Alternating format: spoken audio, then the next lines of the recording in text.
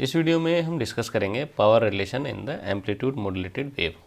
तो जैसे कि हम जानते हैं कि अगर एम्पलीट्यूड मॉड्यूलेटेड वेव है तो उसके बेसिक 3 कंपोनेंट हैं, जिसमें एक अनमॉड्यूलेटेड कैरियर है, एक लोअर साइड बैंड है और अपर साइड बैंड है। तो उन तीनों जो कंपोनेंट को सेंड करने के लिए जो पावर की रिक्वायरमेंट है उसको ही हम यहाँ पर समझेंगे कितनी रिक्वायरमेंट की ज़रूरत पड़ती है। और चलो फिर आगे बात करेंगे। हाँ, तो पावर रिलेशन जो है इसको आगे बढ़ने से पहले जो एम्पलीट्यूड मॉड्यूलेटेड वेव है तो वो इसको एक बार वापस एक तरह से इसको रिमाइंड कर लेते हैं। तो जो एम्पलीट्यूड मॉड्यूलेटेड वेव है उसमें 3 कंपोनेंट आए, तो V C sine omega C T, ठीक है। तो इसको कैरियर वेव बोल सकते हैं। तो इसको सेंड करने में जो पावर की ज़रूरत है वो है पी सी। ये लोअर साइड बैंड है तो इसको बोल सकते हैं पी लोअर साइड बैंड। तो इसको ट्रांसमिट करना है तो उसमें जो पावर की रिक्वायरमेंट है पी एल एस पी। और ये अपर साइड बैंड है ना, omega C plus omega M, तो इसको बोल देंगे पी यू एस पी बोल सकते हैं, ठीक है। तो टोटल पावर जो है इन तीनों कंपोनेंट को सेंड करने के लिए ज़रूरत पड़ेगी वो P C plus P L S B plus P U S B है ना, power of lower side band. तो ये टोटल पावर है। अब जो हमें टोटल पावर निकालनी है वो हमें निकालनी है रूट मीन स्क्वायर वैल्यू में, है ना, आरएमएस में निकालनी है। तो आरएमएस वैल्यू इक्वल्स टू होता है पीक वैल्यू। जो पीक वैल्यू है उसको हम चलो पीक लिख देता हूँ, पीक डिवाइड बाई √2, ठीक है। तो यहाँ पर जो ये पीक है ना, ये अगर इसका देखें कैरियर वेव का तो पीक वैल्यू है वी सी। तो इसकी हमें आरएमएस वैल्यू बनानी है तो इसका क्या करेंगे, वी सी डिवाइड बाई √2 का होल स्क्वायर, ठीक है। और यहाँ पर जो आर है ये एंटेना का रेसिस्टेंस है, ठीक है। तो जो एंटेना जिसे हम ट्रांसमिट करेंगे तो ये आर जो है ये रेसिस्टेंस ऑफ एंटेना है, ठीक है। तो आरएमएस में इसमें यहाँ पर हम इसको वी कैरियर लिख रहे हैं। तो वी कैरियर इक्वल्स टू बनता है वी सी डिवाइड बाई √2, ठीक है। वी एल एस बी, ठीक है, वी एल एस बी को साइड बैंड ले लेते हैं, है ना, तो वी एस बी लिख सकते हैं या, ठीक है। चलो, तो यहाँ पर जो वी कैरियर का मतलब है, वी कैरियर मतलब ये आरएमएस वैल्यू है, तो वी कैरियर इक्वल्स टू होता है V C divide by √2। Alright, तो सबसे पहले हम यहाँ पर निकाल लेंगे RMS power of the carrier component. तो सबसे पहले पीसी को निकाल लेते हैं। तो ये है V carrier square divide by R. तो वी कैरियर जो है, V carrier equals to V carrier में जो पीक वैल्यू है वो है वी सी। तो वी सी डिवाइड बाई √2 का whole square divide by R. R जो यहाँ पर जो है वो एंटेना का रेसिस्टेंस है। और इसको सिंप्लीफाई करते हैं तो सिंप्लीफाई करके बनेगा हमारे पास V C square divide by 2R। फिर ऐसे ही लोअर साइड बैंड और अपर साइड बैंड, इन दोनों में ये दोनों साइड बैंड की जो पावर है वो सेम है, ठीक है। तो P L S B equals to P U S B हो गया। अब इसकी पावर को हम इसको लेके चल रहे हैं, यहाँ पर हमने एल एस बी लिखा है, यू एस बी लिखा है, ठीक है। तो इसको ऐसा भी लिख सकते हैं कि दोनों का जो एम्पलीट्यूड है वो सेम है ना। तो इसको लिख सकते हैं कि V L S B, sorry ये उल्टा उल्टा लिख दिया, V L S B plus sorry equals to V U S B equals to लेके चलते हैं वी एस बी, ठीक है। तो V S B equals to V L S B equals to V U S B है value, ठीक। इसको चलो दोबारा कर लेते हैं अगर इसको आपको समझ में नहीं आ रहा तो।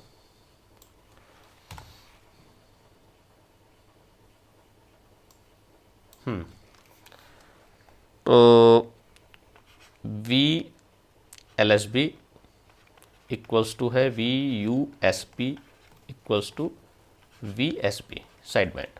तो ये है, तो वी एस बी की वैल्यू निकालनी है हमें। तो वी एस बी जो है ये हमारी है आर एम एस वैल्यू, ठीक है। तो इसको इस तरह भी लिख सकते हो, एल हटा दो तो वी एस बी रहने दो, तो वी स्क्वायर एस बी। तो वी स्क्वायर एस बी जो है आर एम एस वैल्यू है कंपोनेंट की, ठीक है। तो अब इसको अगर पीक वैल्यू की टर्म्स में लिखें तो M B C divide by √2 का whole square and divide by R, ये बनेगा, ठीक है। तो जैसे कि हमने यहाँ पर फार्मूला लिखा था कि R M S value equals to बनता है पीक वैल्यू, तो इसकी पीक वैल्यू है M B C divide by 2, है ना। तो वी पी डिवाइड बाई √2 और √2 से डिवाइड करेंगे, इसका स्क्वायर ले लेंगे और डिवाइड बाई आर। तो इसको लिख दिया M square V C square divide by 8R और इक्वल्स टू एम स्क्वायर 4, मतलब इसके टर्म्स में बना देंगे। तो इसको निकाल लेंगे क्योंकि कॉमन लेना है। तो यहाँ पर तो यही है V C square divide by 2R, तो V C square divide by 2R यहाँ पर भी निकलेगा और यहाँ पर भी निकलेगा, साथ में इसका कुछ मल्टीप्लिकेशन फैक्टर भी होगा, जैसे कि यहाँ पर ये एम स्क्वायर डिवाइड बाई 4 है, इस तरह का है। तो इसको सोल्व कर लेंगे। अच्छा, यहाँ पर R की वैल्यू ठीक है, R की वैल्यू को हम इसको कॉमन मान सकते हैं और इसको इसकी इन टर्म्स ऑफ PC लिख देंगे। अब जो ये निकल के आई हैं दोनों वैल्यू और जो ऊपर वाला जो रिलेशन है इसमें इसको सब्स्टिट्यूट कर लेंगे, यानी इस रिलेशन में सब्स्टिट्यूट कर देंगे। तो यहाँ पर ये आएगा V C square divide by 2R plus 2 बार इसको लिखना है, एक LSB के लिए है और एक USB के लिए है, ठीक है। और V C square divide by 2R equals to PC है, तो PC plus M square divide by 4 PC, M square divide by 4 PC। अब इसका कॉमन लेंगे तो PT divide by PC equals to बनेगा 1 plus M square divide by 2। तो ये हमारा रिलेशन आ गया पावर का। इस फार्मूले पे बेस्ड बहुत सारे न्यूमेरिकल बनते हैं, ठीक है। अब अगर m की वैल्यू अगर 0 हो, है ना, तो m की वैल्यू का 0 का मतलब है जो मैसेज सिग्नल है ना, जो मॉड्यूलेटिंग सिग्नल है वो नहीं है, वो 0 है उसकी वैल्यू। तो उस केस में PT इक्वल्स टू PC होगा, यानी सिर्फ जो हमारा कैरियर अनमॉड्यूलेटेड कैरियर है वही ट्रांसमिट होगा, ठीक है। तो PT इक्वल्स टू PC, तो इसको बोल सकते हो मिनिमम पावर। अगर m की वैल्यू अगर 1 है तो ये होगा हमारा PT इक्वल्स टू 1.5 PC, ये मैक्सिमम पावर है जो ट्रांसमिट होगी। अगर m की वैल्यू ग्रेटर देन 1 है तब भी इतनी ही पावर ट्रांसमिट होगी, क्योंकि वो बाकी जो है वो डिस्टोर्ट हो जाएगा, पर पावर ये उतनी ही ट्रांसमिट होगी, ठीक है। तो ये मैक्सिमम पावर है 1.5 PC, यानी जो इसमें मेजर पार्ट है PC प्लस 0.5 PC। तो 0.5 PC जो है ये हमारा बेसिकली क्या है, ये है हमारी जो दोनों साइड बैंड में जो पावर यूज़ हो रही है। तो मेनली जो कंपोनेंट है पावर वाला वो है अनमॉड्यूलेटेड कैरियर को सेंड करने में जो पावर यूज़ हो रही है, ठीक है। तो यहाँ पर देख सकते हैं, तो अगर इसकी परसेंटेज निकाल लें ये पूरी पावर का, तो लगभग 33 जो पावर है वो यूज़ हो रही है बस साइड बैंड को सेंड करने में, और 66% जो पावर है वो यूज़ हो रही है सिर्फ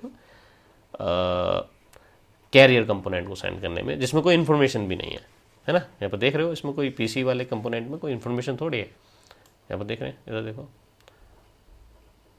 इस कंपोनेंट में कोई इन्फॉर्मेशन नहीं है, है ना, ओमेगा m वाला कोई कंपोनेंट ही नहीं है। और इसको फिर क्यों सेंड करें, तो इसको हम सप्रेस भी कर सकते हैं, पर क्योंकि ये सिलेबस में नहीं है तो इसको अभी आगे डिस्कस नहीं करेंगे।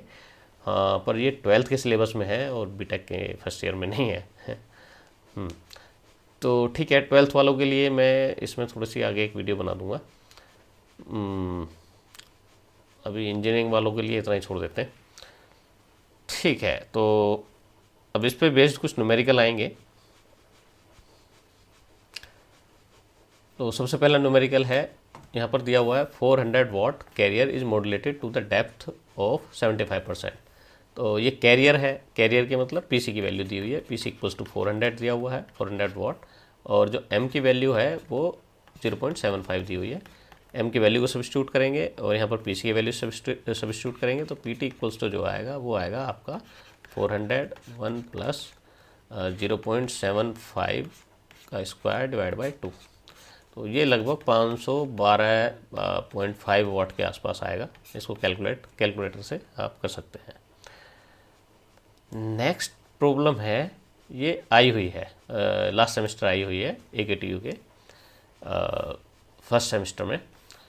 मॉड्यूलेटिंग परसेंटेज दे रखी है, मॉड्यूलेशन जो परसेंटेज है वो 75 का मतलब है m की वैल्यू 0.75, ठीक है। तो m की वैल्यू हमेशा 0 से 1 के बीच में होती है, ये ध्यान रखना। तो ये जो दिया है परसेंटेज में दिया हुआ है, तो 0.75 हो गया। और an AM transmitter produce 10 kilowatt. तो जो एम्पलीट्यूड मॉड्यूलेशन जो ट्रांसमीटर है वो जो प्रोड्यूस कर रहा है 10 किलोवाट, तो इसका मतलब है टोटल की बात कर रहा है। तो PT इक्वल्स टू यहाँ पर हो गया 10 किलोवाट।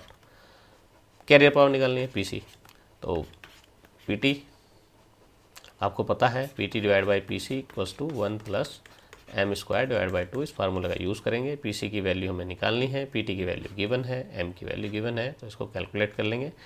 तो यहाँ पर थोड़ा हिंट दे रहा हूँ, जो कैरियर पावर होती है वो टोटल पावर से लेस आएगी, ठीक है।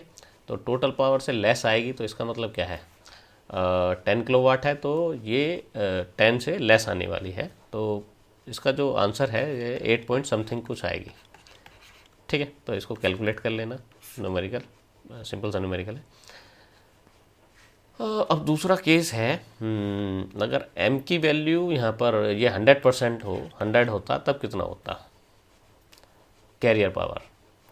ट्रांसमिट कर रहा है 10 किलोवाट और तब कितना होता कैरियर पावर। तो पीटी की वैल्यू 10 किलोवाट है, ठीक है। पीसी को इधर ले जाएंगे तो ये बनेगा 1 प्लस 0.5, तो पीसी इक्वल्स टू आएगा पीटी डिवाइड बाई 1.5, तो ये पावर आएगी, ठीक है, जो कैरियर पावर है। अगर 100% मॉड्यूलेशन हो तो 0% हो तो पीसी इक्वल्स टू पीटी रहेगा, ठीक है। आगे चलते हैं। अब यहाँ पर है एक ब्रॉडकास्ट रेडियो ट्रांसमिटेड रेडिएट। अब जो रेडिएट हो रहा है ट्रांसमीटर से ये टोटल पावर है, ठीक है। तो बिल्कुल सेम ऐसा ही क्वेश्चन है और यहाँ पर मॉड्यूलेटिंग परसेंटेज दी हुई है 60, यानी एम की वैल्यू है 0.6। पीसी निकालना है, पीटी आपको गिवन है, तो जैसे प्रीवियस क्वेश्चन में वही है। तो थोड़ा सा और ऊपर चलते हैं, उसमें एम की वैल्यू को वेरी करा के देखते हैं, 2-4 वैल्यू ले लेते हैं। अब जो हमने ये ऊपर वाला जो हमने यहाँ पर डिस्कस किया था, जैसे कि हमने m की वैल्यू अगर 1 ली है तो pt इक्वल्स टू 1.5 पीसी हो गया, ठीक है। तो यहाँ पर ये पीसी की वैल्यू दी हुई है। तो इसको भी यहाँ देख सकते हैं कि 1.5 अगर टाइम्स ऑफ पीटी की वैल्यू मैक्सिमम, यानी m की वैल्यू अगर 100 कर दें तो m की वैल्यू यानी 1 है। तो 1 है तो जो पीटी की वैल्यू आएगी वो आएगी उस केस में 600 वाट, और वो कब, जब m की वैल्यू इक्वल्स टू 1 हो। m की वैल्यू अगर 0 हो तो पीटी की वैल्यू इक्वल्स टू पीसी के हो जाती है, जब m की वैल्यू 0 हो, ठीक है। तो 400 वाट से लेके 600 वाट तक के बीच में रहेगी अगर m की वैल्यू 0 से लेके 1 तक के बीच में रहेगी, ठीक है। तो ठीक है, इस वीडियो को हम यहीं रोकते हैं। पावर रिलेशन हो गया, एक करंट वाला भी रिलेशन बनता है, तो उसको सिलेबस में तो AKTU के तो सिलेबस में नहीं है, पर ठीक है 12th वाले सिलेबस में है, उसमें हम डिस्कस करेंगे, ठीक है। तो आपको वीडियो कैसी लगी तो प्लीज़ इसको कमेंट करके बताएं। अच्छी लगी है तो लाइक करें मेरे चैनल को, या अपने चैनल को सब्सक्राइब करें, है ना, ज्वाइन भी कर सकते हैं। चलिए, थैंक यू।